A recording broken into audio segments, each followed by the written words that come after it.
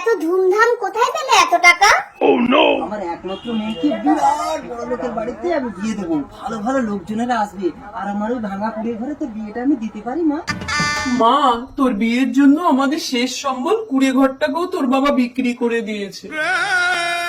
এ তুমি কি করেছো বাবা? এই বিয়ে আমি করব না।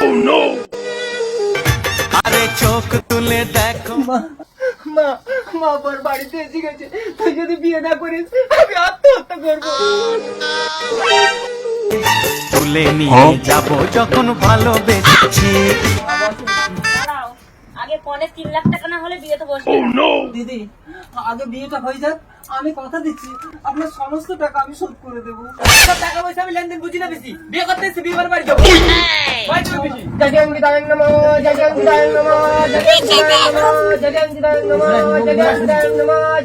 একাই মাথা মনে